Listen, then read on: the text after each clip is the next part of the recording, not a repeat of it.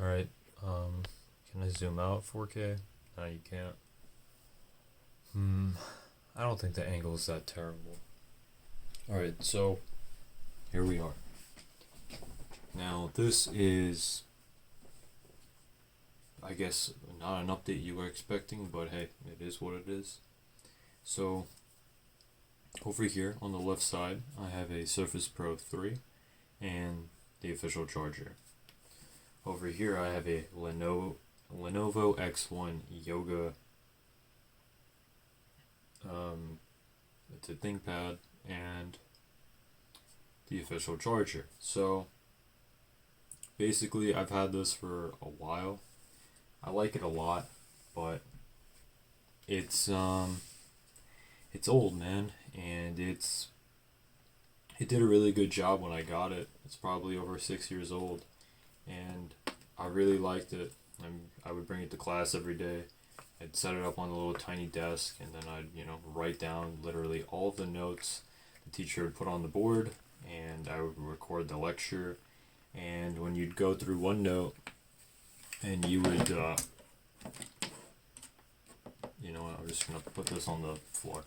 So when you'd go through your notes and you're reviewing everything in OneNote, you can literally just click and then it'll start playing the lecture from that exact part.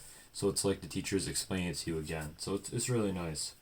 Here is the Surface Pro 4 pen.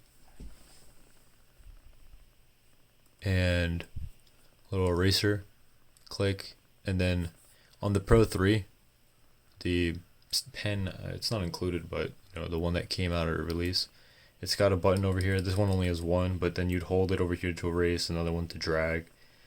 This one's not like that. But this one feels more like a pencil. It is nice to just, flip it, erase. This is the Surface Pro 4 type cover, and then since then they've maintained about the same design on it, and you can see it. It's spaced out more. The other one was right on top of each other. They increased the glass, little touchpad. I think the surface area was like a 20%, 40% increase. I don't remember, but it was something like that. But yeah. And then obviously the whole appeal to it is being able to detach it. And then here's the back. And then, it had a camera. This one can't autofocus. So if you wanted to take a photo, scan PDF with the camera because you don't have a scanner on the go. Yeah, it's very difficult with this model. I believe the Surface Pro 4 and the ones after that do have autofocus on the back. The front one does not. Same thing. Microphone, it's booting up right now. What else do we have on here? And then you can expand it all the way. And if you look at it in the back, it says how much storage this was and then the serial number. So, and then over here, your little SD card, micro SD card. The main disadvantages to this, it was beautiful for like 2013. Like, look how thin this is. It was amazing. But, this, only one Surface port, one USB 3.0 port, mini display port, the fan. You got a headphone jack, which is rare these days, and you have a volume rocker, which is nice. But in general, it's still like, that's pretty much it. Like, what else do you have? It's an okay device, but yeah. I can show you what it looks like with me writing on it, and I'll basically just set this one up, but I'm gonna move over to the what's it called?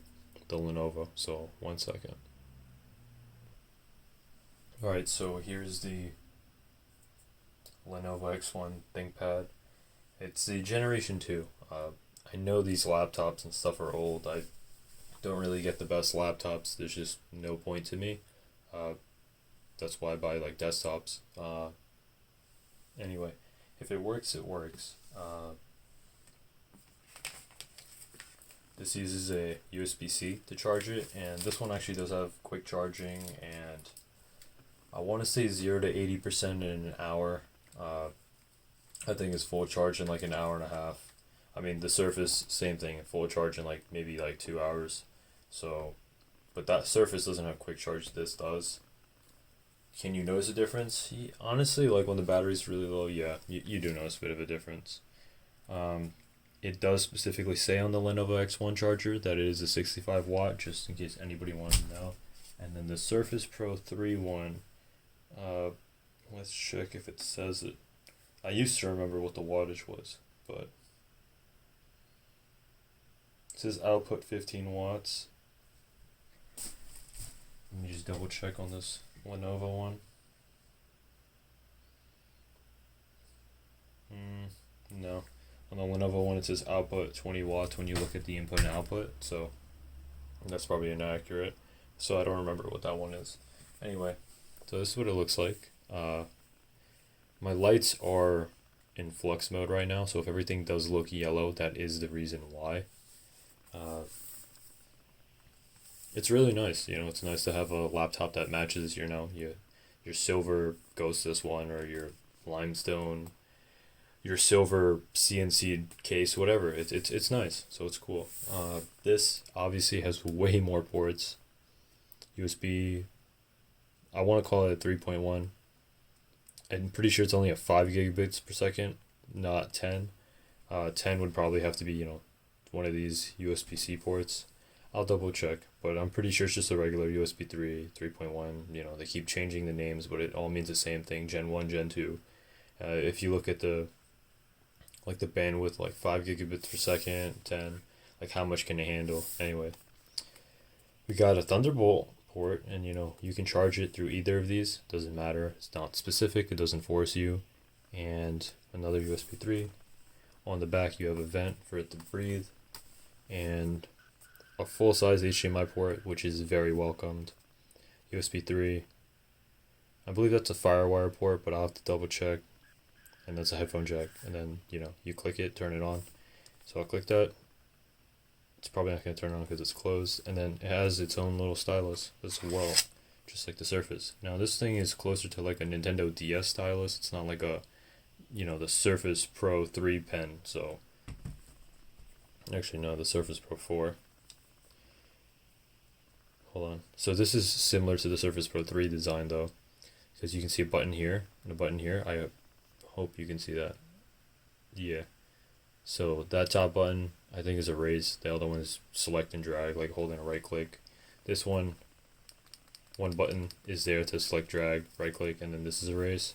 When you're writing really fast in class, like it's kind of hard so to rotate, but it's fun to spin it, and it feels more natural to raise like that.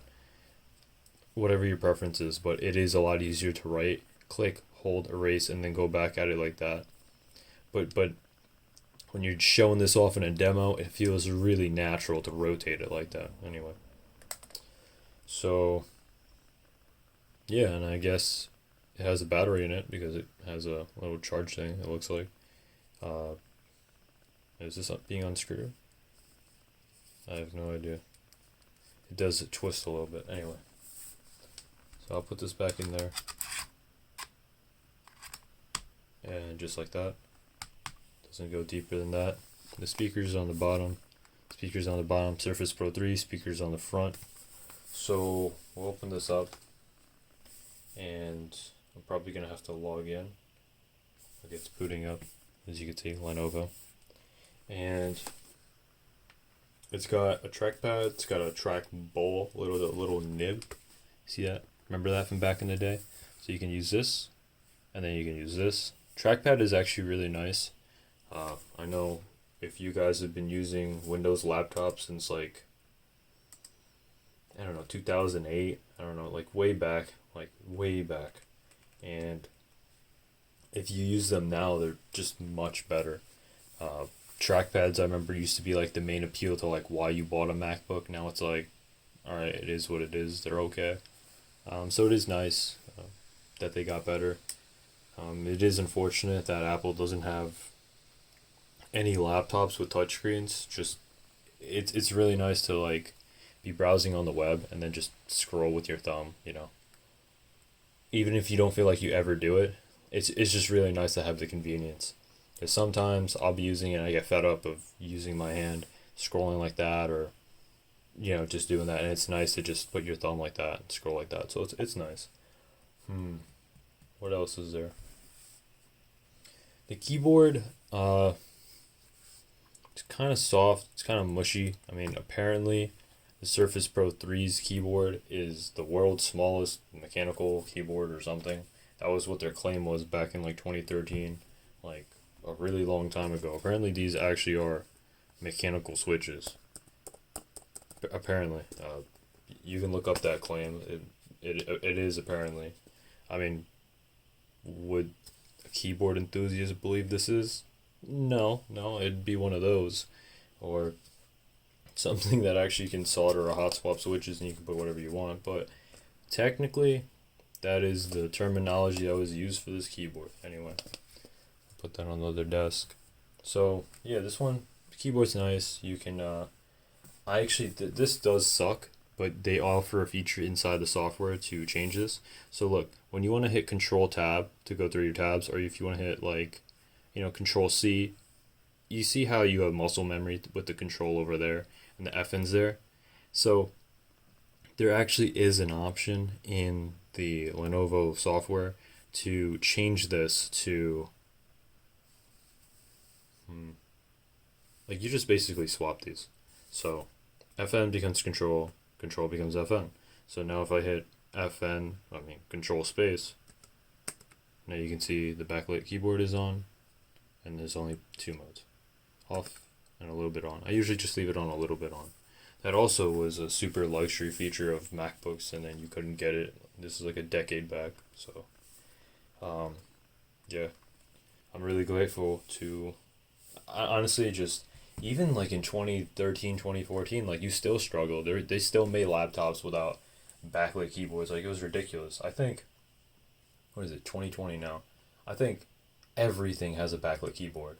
Like, I remember I was trying to choose a Chromebook, and a Chromebook had a backlit keyboard for like $300, the Samsung ones, a Samsung Chromebook. And then if you wanted a laptop for $500, it still did not have a backlit keyboard. Whatever, it's ridiculous, but that's not an issue anymore. So the main appeal to this, this one actually does have the Windows Hello via the fingerprint sensor right here, and it's a 2-in-1. So you can fold it like this, and then like this, and yeah, it will ask me, do you want to go in tablet mode? So I'll say yes. I know it's the default Windows background. I'll probably put something cool later. From the side, what does it look like? You guys have probably used a 2-in-1, and you just push it down, down, down, close it, and it'll rotate. Should rotate, yep. And then same thing, rotate. And so then it is same thing. Now, look, if you guys actually travel, then that's probably why you actually bought a laptop. Like, it's the reason why you probably bought, a Surface, like one of these. These fit really well on airplane lunch trays or whatever, the food trays that you eat on. So behind somebody's seat, like the guy in front of you, you can put your computer on there. This fits really well. Like, and then you rip the keyboard off, and it's like you could watch a movie or whatever. I don't know, whatever you want to do, right? And it's very convenient, it's very easy. It's a little bit bigger, but it still works. This is a 14-inch screen. The other one is I believe this is a 12-inch screen, and the new Surface that doesn't have this Windows 8.1 button there is 12.3-inch screen. Yeah, but they did also increase the resolution. Anyway, so the main con that I had with the Surface when you're traveling is, you guys probably know what this is, a Western Digital portable hard drive. This one is, I believe, a 3 terabyte. So I have an Android phone, right? And when you're trying to back up photos and videos on your Android phone to your computer, and then you're using, the hard drive. So you're using the computer to move the data from your phone to your hard drive. But this thing only has one USB 3 port. And with the one USB 3 port, if you use a 4 port, or I own an Anker 4 port USB 3 hub, if it's not powered externally, it's gonna draw too much power, and it's gonna cause it to disconnect. And it does it in the unsafe way, which is risky to your data. The phone, I mean, it would just say connect, disconnect, connect, disconnect. That's fine. Your phone's not gonna break from that. But the hard drive spinning, stop spinning, spinning, stop spinning, while the data is trying to be read and stuff, that's really bad. So I have to literally get the Amazon Basics 4 port external powered hub, and it's disgusting. Like, it's ridiculous that you need to hook up. You can have this super portable Surface, right? Super portable. But then I need to go to a wall and hook it up to externally power a USB hub, and still today they refuse to put more than one USB port. Look, I like this a lot. All right, this is perfect for school and stuff, but that data backup thing really pissed me off. The other solution around that is you make a Wi-Fi hotspot with your phone, or you just FTP the data over. Like I said, I FTP the data on my phone to my computer. Unfortunately, it did mess up that one time. I have no idea how, but I'll be more careful and always double check the files. But I forgot the one software my friend uses for IT work, and it re-verifies everything. I forgot what it was called. But anyway, you're not going to have this issue with all of these powered hubs and powered ports. And yes, I've tried it. I don't have that issue. So I do like the Surface. If I could get one for cheaper, I honestly recommend it to you guys. If it was cheaper, maybe you get lucky. You can get it like half off or something. Maybe you find a deal, on OfferUp or whatever, or eBay, Facebook Marketplace. Be careful. There is no buyer protection on Facebook Marketplace, so you can get scammed. So just be careful about that. It's not like PayPal. When you send your money on Facebook Pay, like, it's boom, gone, done from your debit, gone. So yeah.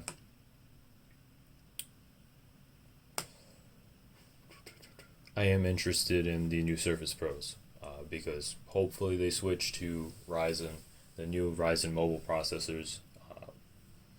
In my opinion, from the testing I've seen, they are better than the Intel ones. You get more cores. The real, gains to Tiger Lake and everything, and the new Intel laptop based CPUs are the iGPU is better. That's really it, but I don't really care if the iGPU is 20% better. It's a Surface. Like, this thing is literally meant to be carried around and take notes. You serve no other purpose. Anyway, so that thing is super old. This thing's let me just read the specs on this one real quick. Let me just pull up the menu. So hold on. So I go to about this PC. 1 second. System. About.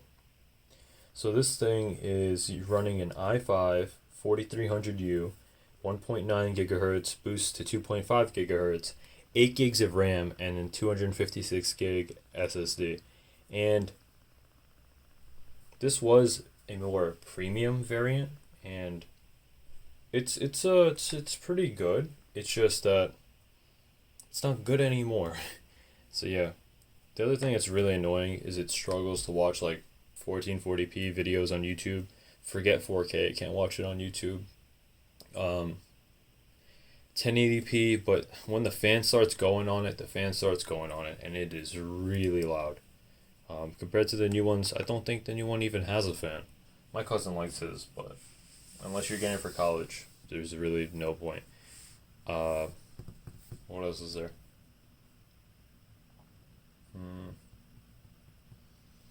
The scaling on this, when you have to use like older software, was so.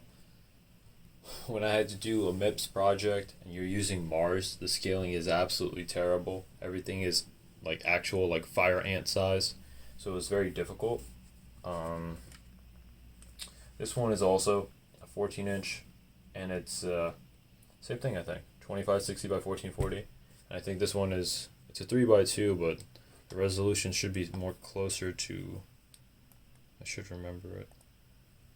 I know in the new ones it's got a funky resolution. Yeah, 2160 by 1440 because it's a 3x2, and then this is obviously your traditional 16:9, and I run 150 scaling on the 150% scaling on the Surface Pro 3, as you can see there, and I run, I believe, once again 150% scaling on this as well. So this obviously only has one camera, but it's got a light sensor. So like when you're browsing and then the light changes, you know, the ambient light level will change when you're, I don't know, wherever you are, coffee shop, wherever you're working, whatever you're doing.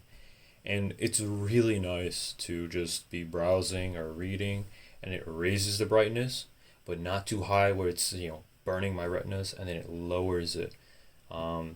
If the sun quickly is, like, you know, passing by and then a cloud comes, it will go back to a dimmer. So that's really nice. I like that. Surface can't do that. I mean, your phone can obviously do that, so it's nice to get those little phone features. A bug on the Surface that really pissed me off, but it's a Windows thing, is when you're typing sometimes. So I'll pull this up, and then see, it's much better now. Like, and you saw how quickly the touch keyboard came up, but I remember, like, if you load up Google Chrome on these and you try to touch the search bar and then try to have the touch keyboard show up, you'd have to go to the bottom right, click it each time. Let's check if they actually improve this, because it's been 6 years, and you know, this is a whole thing. It's supposed to be like a Windows computer, but it's a tablet.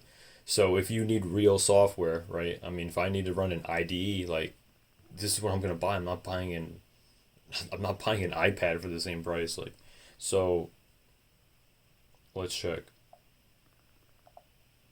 All right, so swipe actually works. I didn't type in Foot Locker. I typed in 4. I'm not even looking what I typed in. Okay, so that time it didn't work. Let's type in Google with swipe. Google. Alright, so that showed up. So yeah, I mean, the year is 2020, almost 2021, and swipe works. Well, I wanted that feature more than anything on this keyboard, but it always had issues on this computer. It just always had issues. The swipe on that was not equivalent to your phone swipe in 2015, 2016. Like, it still had issues.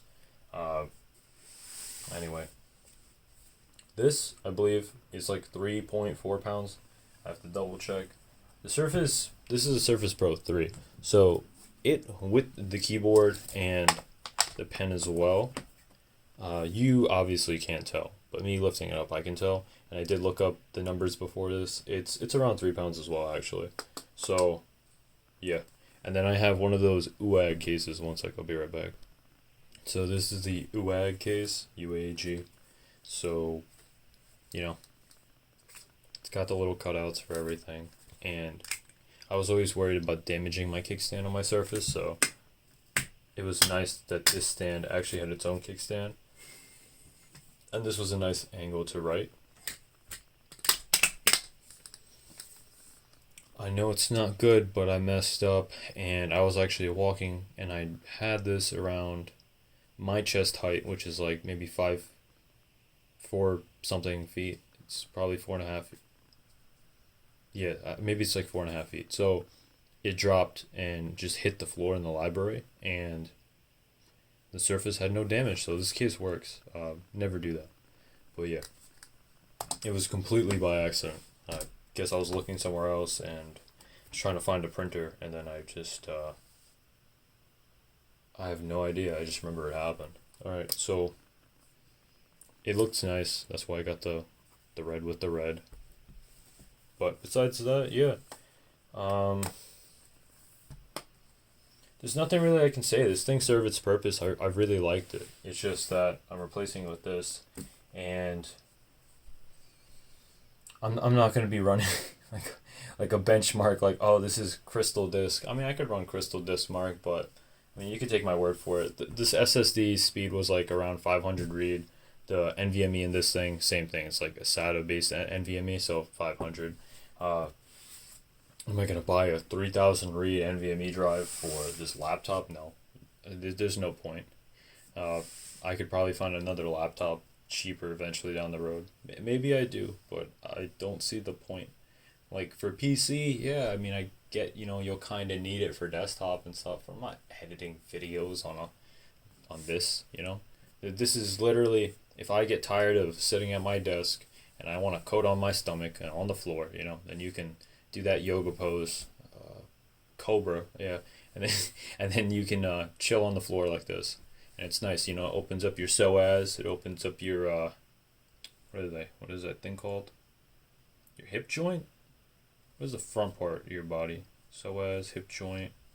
Like it opens up like your hips and stuff, like your waist. Is it just hips, right? Yeah, something like that. It's the front part. You get what I'm saying. So like if you're hunching over all day and then now you're doing the opposite, it feels pretty good. I mean, don't do it too fast, you might break. So yeah, do it slow. I want to be loose like a Slim Jim. So yeah, that's pretty much it. This is okay. I forgot to read the specs on this, so I will read you the specs right now. 1 second. Okay, so I exit tablet mode, and the Windows recommended scaling on this is 200%, which is super weird. I mean, it just makes everything look weird. It's like having a 4K TV and they're like, hey, recommended scaling is 300%. It's like, alright, that's great. I don't need this, it's not called Little Tykes, but whatever the little children computers are. I forgot what they're called. Leapfrog? Yeah, I think it was Leapfrog. So this has an Intel i7-7600U, has 2.8 gigahertz, and then it boosts. Actually, I don't know how high it boosts. It just says 2.8 gigahertz and then 2.9 gigahertz, but I've seen it boost to like 3.9, so that's not accurate. The Surface Pro 3 said, I think the highest boost was like 2.5, and yeah, that really was it, but like it would heat up so fast that it would actually throttle and was loud. 16 gigs RAM, and then obviously a better Intel GPU, iGPU in here. This one can actually run 1440p YouTube videos just fine. The Surface, I mean it could, but sometimes it would give issues. This one actually struggles on 4K, some of the videos. I forgot what I clicked on. If it's like a very heavy 4K video, like if you look up like 4K OLED test, I mean this isn't an OLED, but like videos like that, it struggles. Not having the speakers facing you, yeah, it kind of sucks. It's the same thing with phones. The Nexus 6P had the the speakers facing you. What else is there? I guess I can show a comparison between OneNote on both of them.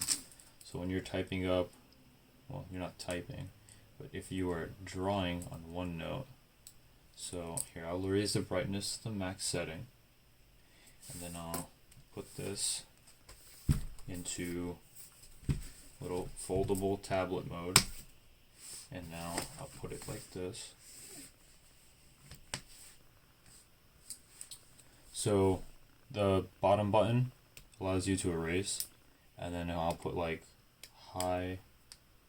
So as you can see, that's already not working out too well. Surface does better at writing. Wow, okay, this is garbage. Oh wow.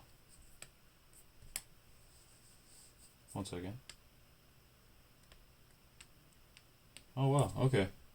Wow, it's actually pretty garbage. Oh, okay, so basically on the Surface Pro 3 and even before, I think, I know they switched from Wacom to N-Trig for this, so don't quote me on Wacom, but they still use N-Trig.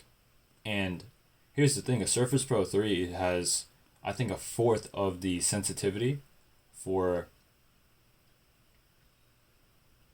like, what is it called? When it's detecting the pressure.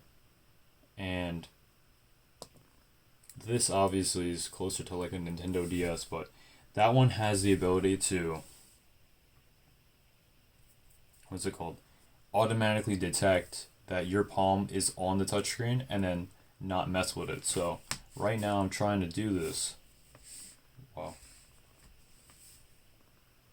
Do you want to switch to tablet mode? Yeah, sure. Go ahead, switch to tablet mode. So me writing right now, if I write, it seems to be doing well. Okay, hold up. I think I figured out the issue. Wow.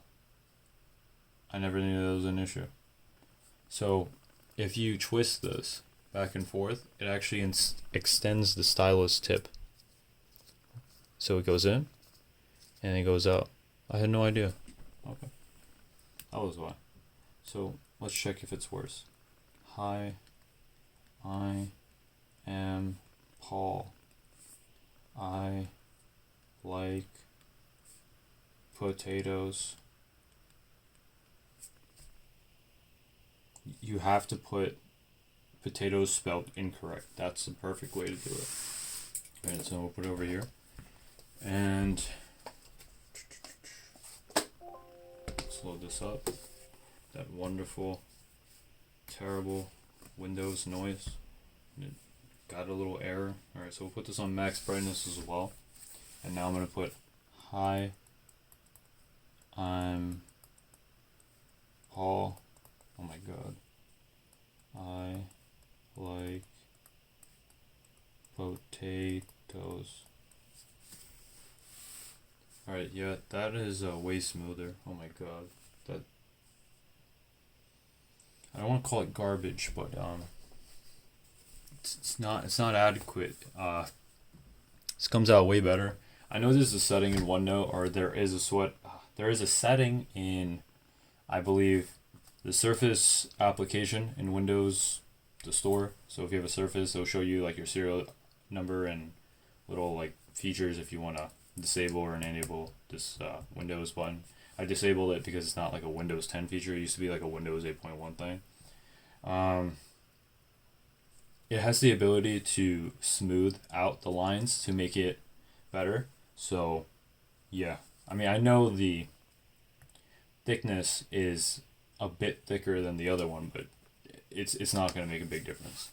I can set it to the same thing. We can compare that. Let's see how this goes. Maybe this is the thicker setting. Hi, I'm Paul. I like potatoes. So, real quick, I was completely incorrect on the palm pad, recognition, and then it automatically knows, this is my palm, this is me writing, and it doesn't jump back and forth. So, it's not like the first edition, those Windows Tune ones. It's not a Surface, but it's not bad. It's not bad. So, if you just need something real quick to sign a document, or you're not getting this for literally college classes and writing down all of your notes, and it's your one notebook for everything. I have no idea if your school allows it. Everybody's doing work from home and online classes and Zoom calls anyway, so it doesn't matter. But when you used to be able to walk around, and go to class, yeah. I'm trying to think. I mean, the comparison's really just, it's like an old laptop. I'm upgrading my old laptop. I use general web browser stuff. If you want to do an application, it is nice that you can get 16 gigs of RAM on this. It's still annoying that on the Surface, like, you have to pay a pretty good premium just to get one with 16 gigs of RAM. Like, the 8 gig isn't enough. Like, I mean, people say, yeah, sure, it is. And yeah, it works. I've used Chrome and stuff and all that, but it's slow. Like, just trying to hop around the web browser and then just try to use a few tabs. Let's say you're using like a website like just like Code Academy Pro or one of those Khan Academy, one of those like online education things. Yeah, I mean, it's a bit slow. Like, if I had to buy things on it, yeah, it's kind of slow. I mean, you don't need a 5 gigahertz CPU to purchase things off Amazon, but it does feel nice, to have something a little bit faster, and then you can have, just a little bit more RAM. So if you want to leave an IDE open, or it does compensate. Like if I had to, I don't know, unless you like look for these things and you're hopping into the task manager and looking, like you won't really notice. Like yeah, the computer feels slow. Some people just be like, oh, they don't really care. But it is what it is. There's nothing really I could say. I mean, I like this. I like the silver color. I like the way it feels. It is cool that the light lights up over there on the Thinkpad logo. The red light will light up when the screen is on. What else is there? I just have to double check if this really does have Thunderbolt 3, and I've always wanted to try an external GPU, so that'd be cool. But then an external GPU would require me buying an eGPU dock, and those containers literally cost like $300-$400, and they still are not the full performance of the graphics card. But it's just the concept of, let's say your job gave you a really nice high-end laptop, or let's say you wanted to travel around and you wanted like a nice light like business laptop, right? But then at home, if you wanted a PC with like a graphics card to do video editing faster, if you wanted to, I don't know, play games or whatever you want to do, right? It's cool that your laptop can just hook up to it and it's like it could, technically do everything. But with PCIe Gen 4.0 and things using more bandwidth, I don't know. We'll see. But you can't get the full performance out of a 2080 Ti with an eGPU on a laptop, and then now we got way better cards, so the same issue exists. It's like, is it really worth, paying that much for a GPU, and then it's like, oh, you're getting 20%, 30% less because we don't have, I don't know, USB 4, if they want to do that, or Thunderbolt 4, USB 4. Yeah, that would be cool. That would be cool. It's nice we're almost there to the future of everything is USB-C, but we're not. But it's getting there. It's getting there. It's pretty cool to just have one cable that charges your phone, charges your laptop. I mean, it'd be cool if you could just power your monitors with USB-C. That'd be cool. We'll get there eventually. It is annoying to buy all the adapters and stuff, but I guess it's one of those. They could have improved the audio quality on wireless headphones to the point where it's as good as wired, without having us sacrifice our headphone jacks to make that happen. But companies make more money selling Bluetooth headphones you have to buy than forcing people to use wired. It really doesn't cost them that much to add that port there, but they act like it's completely impossible. Too much money. So it's this is really just a sort of a a simple comparison, because I am going to be selling this, and I did love it. It did everything I wanted, but now it's gone. I was going to give it to like my dad or something, but then there's no point. There's no point. It's old. Somebody wants this for their kid for, I don't know, COVID. They're like, they need something for school from home. I was gonna say work from home, but yeah. I used Nite, N-I-T-E, and what? Look, I call it Nite. I have no idea what it's called, and I installed a few of the applications I normally use. Trying to think what else there is.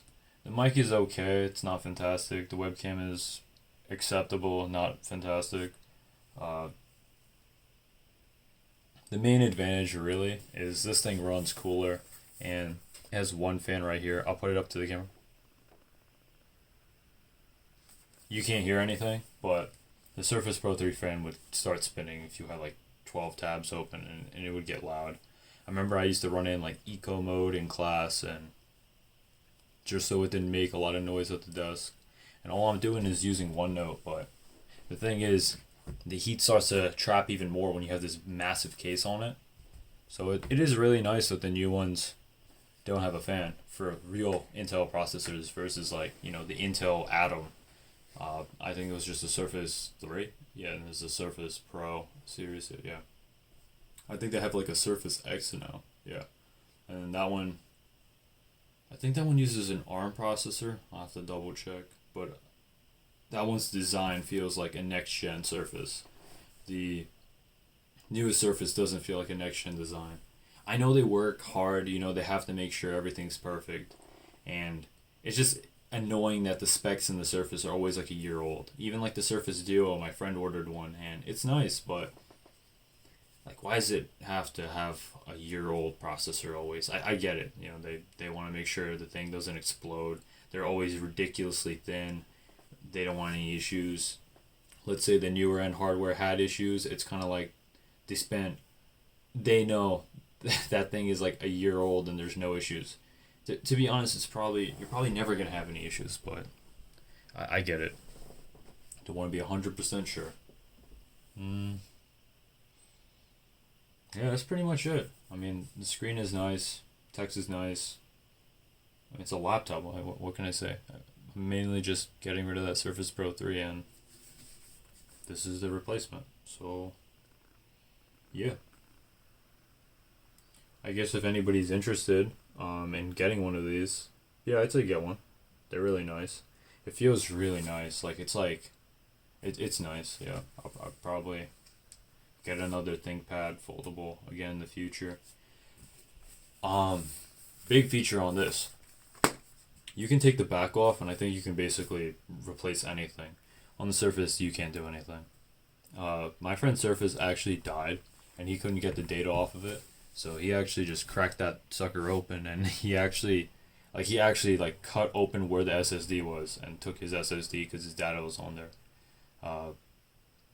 It's funny, but yeah, he did that. That's pretty much it. If there's any questions or something, I guess comment. But okay, bye bye.